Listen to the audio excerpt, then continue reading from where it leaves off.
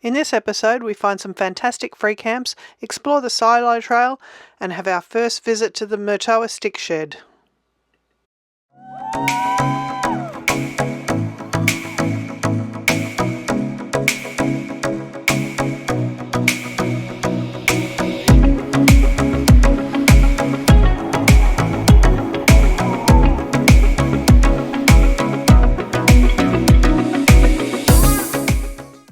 This week, our stops included Ararat, Green Hills Lake, then on to Runanyup, Murtoa, Rainbow, Lake Lascelles, and Sea Lake and Lake Tyrell. We decided to stop at Green Hill Lake at Ararat, catch up with friends, and just rest for the night.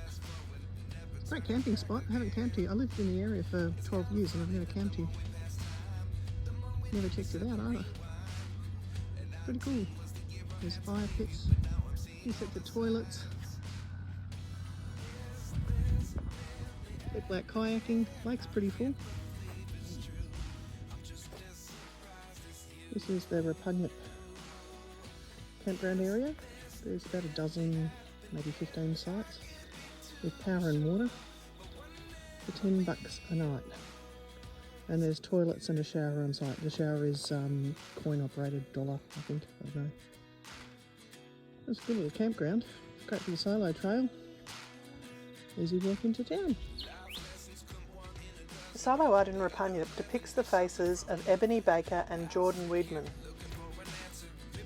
The artist, Julia Volchkova, aimed to depict the town's love of sport and the youthful spirit of its residents. Next to the silo art, you'll find the Runanyup train station. It was originally commissioned in 1887, but services had reduced to almost nothing by the 40s and the line was decommissioned in 1983. While you're at Runanyup, be sure to check out the Chainsaw Art Trail, a 500 metre trail from one end of the street to the other. Check out the Runanyup farmer and his rup pup. Check out the Runanyup woman and her contributions to the community. The path finishes up near the silo with a powerful eagle. So in a little sleepy town called Murtoa in the Ararat district, and this is the stick shed. The shed was built, I think in the early 1900s,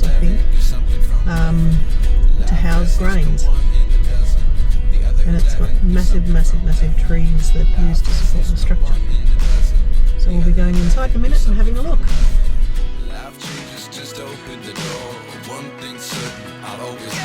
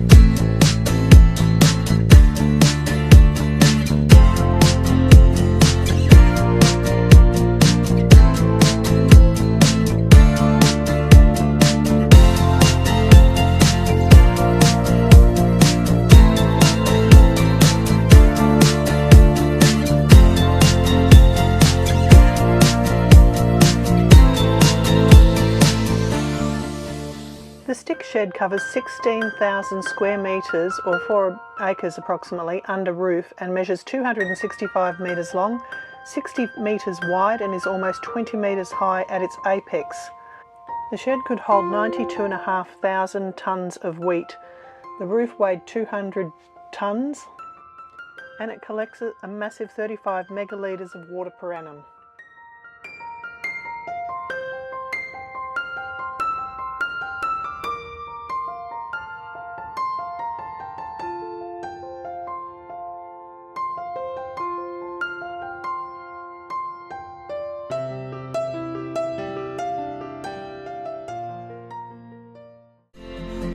Leaving Matoa, we headed back to Runanyup to camp for the night. Some other campers had told us all about the Heritage Museum next door, and I was a bit of a skeptic because we've been to a few museums in the past. I thought this can't be any better than any others, but boy were we surprised. It was actually a fantastic museum and you need to dedicate a few hours to it. They've rebuilt replicas of their mothers' and grandmothers' houses within the shed, and with the support of the local community have amassed a huge range of agricultural, community and bazaar stuff. If you're travelling through, try to include a visit to Woods Farming and Heritage Museum. It is worth it.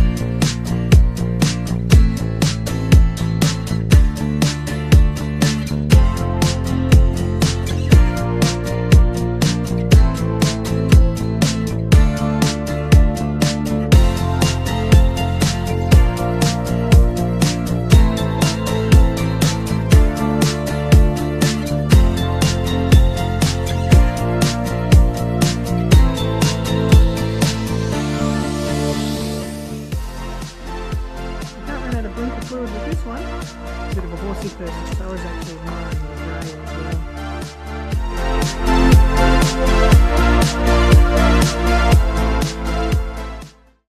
So we were back on the silo trail and our next stop was our favourite silo of all, the Sheep Hills silos. This was done by Adnate and depicts Aboriginal elders, Uncle Ron Marks and Wattojabaluk elder Auntie Regina Hood, alongside two young children, and it celebrates the richness of the area's Indigenous culture. The night sky represents elements of local dreaming, and the overall image signifies the exchange of wisdom, knowledge and customs from elders to the next generation. We particularly love the reflection caught in the children's eyes. It's a beautiful piece of work. And for the first time in a long time, I'm alright. I've seen a lot of change, been through a lot of pain. Some things are not the same as they were. Our next silo stop was at Brim. This silo was completed in early 2016 and depicts multi-generational female and male farmers in the area, exemplifying the strength and the resilience of the local farming community.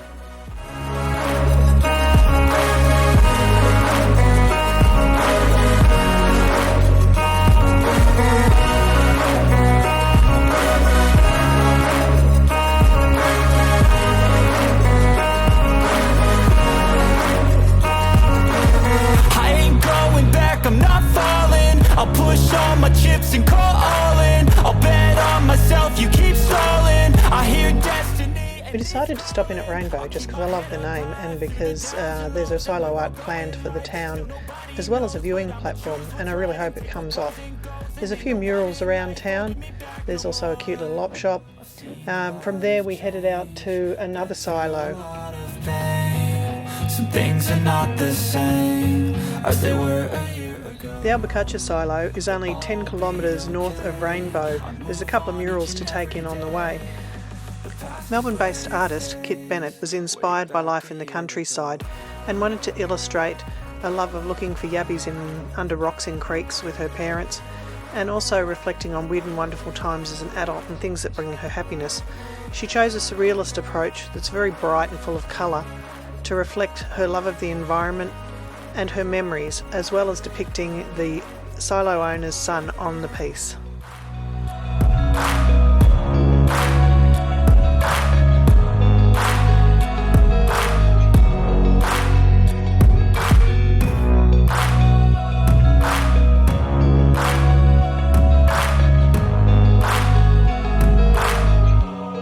Way back a year ago. We camped at Lake Lascelles free camp, or donation camp, but we forgot to take any footage of it, so here's a few photos from a stay back in 2019 when we stopped at the same spot. So just near Lake Lascelles in Hopeton, which was where we're camping at the moment, we saw a sign saying Lake Corrong and Lake Corrong Station. This apparently is what you see in front of you. Can be a lake. It's filled from Yarriambiack Creek, which is one of only a handful of creeks that flow north. But as you can see at the moment, it's pretty dry. As we were driving in, we saw flood markers of 4.1 metres.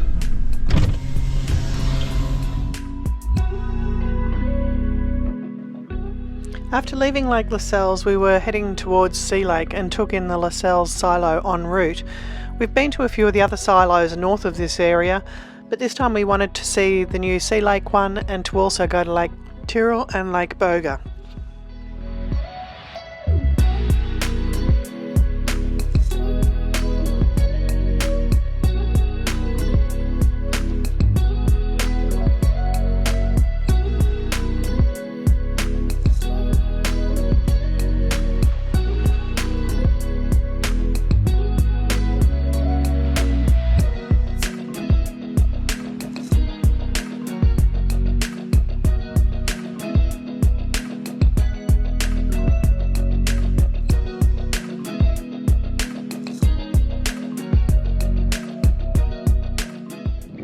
So we're at Cronombi Campground at the Cronombi Tanks in Woomalang. It's pretty cool, free. There's a fire pit in the middle, one toilet up on the rise over that way, and there's a number of art installations here. There's a couple of the, what are those bins called? Field bins. And also a few panels with corrugated iron art. A little bit of a story around the tanks. They were used originally because they were people were attracted here because there was natural water holding area that they wanted to use for the steam trains. Then it became, they enlarged that and they became known as the Cronombi Tanks. So where our caravan is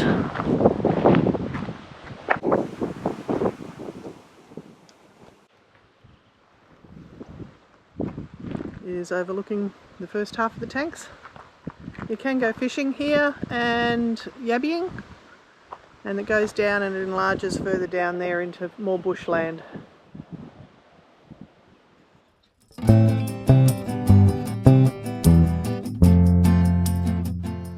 Field bins first made their appearance in Woomalang area in the 1970s and are usually towed by a tractor or a ute to a paddock where a header or a combine harvester are stripping the grain.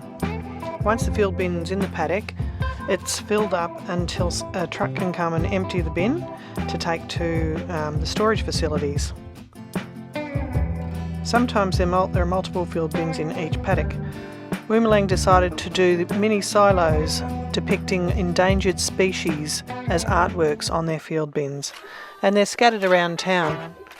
The free camps at Woomalang are fantastic. There's the Cronombi Tank Campground, which is unpowered and a bush-like setting. There's also 2 sites in town complete with power and water adjacent, a toilet block that has got shower and toilet facilities, and all of them are free. The community's got a bulk fuel dispensing tank if you need to get your fuel, and it was the cheapest we'd seen around, as well as a well-stocked general store, and the locals are really friendly. So check out Woomalang if you're doing the silo trail, or even if you're just in the area.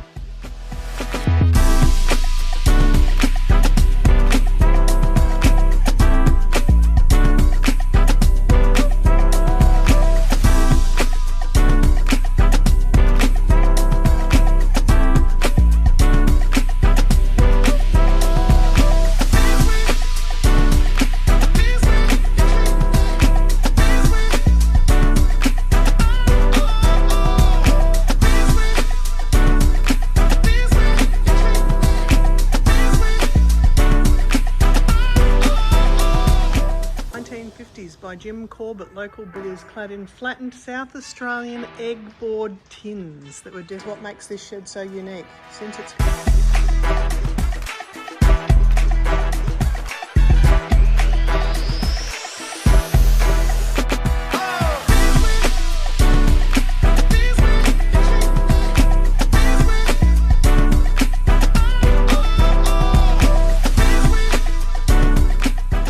The railway station also houses an art and craft shop cum op shop. That's worth a stop too. This is the other tank that's at the Cronenby, just outside the Cronenby Tanks campground.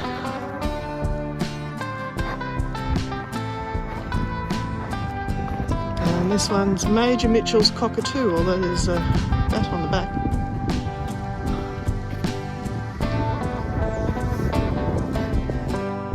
Next up was a stop at Sea Lake to see the silo art. We did have a look at this one in the afternoon and went back the following morning, and it's really good to go back in the morning because the colours really pop. The artwork is a celebration of the still and the silence of outback Victoria. There's a young girl swinging from a mallee tree, and she's overlooking Lake Tyrell, reflecting on her Indigenous heritage. The Indigenous name Tyrell means space opening to the sky, so the colours reflect dawn and dusk.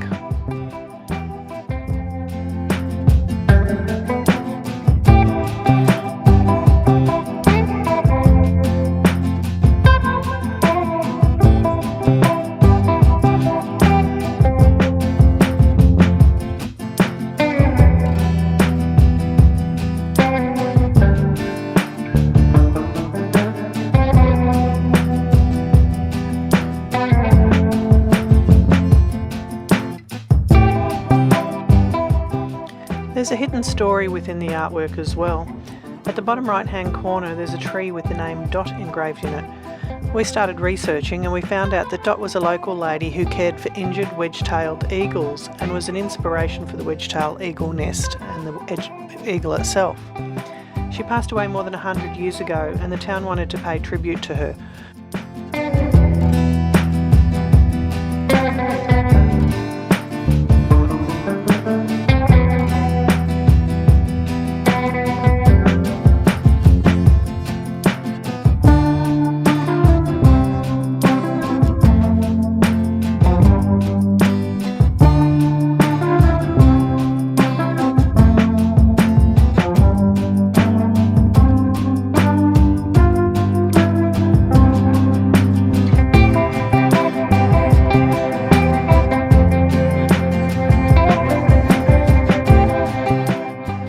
During our stay in Sea Lake, we stayed at the Sea Lake Caravan Park. Again, we forgot to take photos or footage, but it's a good little park. There's plenty of unpowered sites and I think around 20-25 powered sites with power and water, amenities blocks, laundry facilities. We needed some water and power to get through our loads of washing. It's worth staying there if you're going to venture out to Lake Tyrell as well.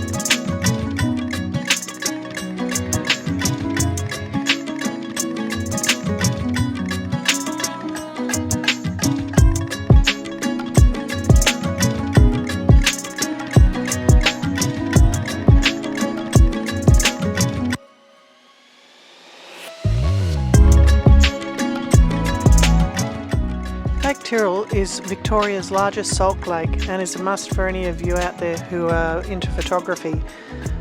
In the evening particularly, the mirror-like qualities of the water can create some stunning shots. Sunsets over the lake are also beautiful. It's about 120,000 years old and regarded as one of the best places for star navigation. When we were there were a couple setting up to capture the Milky Way over the Tyrell sign.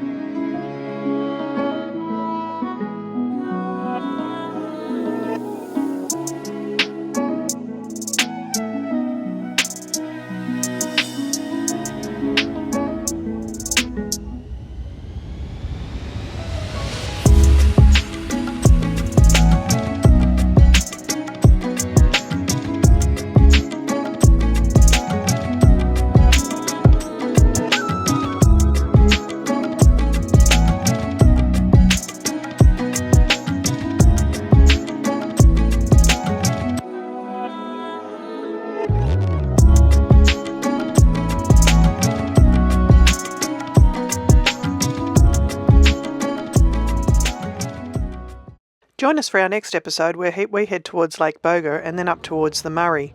Thanks for watching, and please like and subscribe or leave a comment. We'd really appreciate it. We also appreciate your feedback. See ya!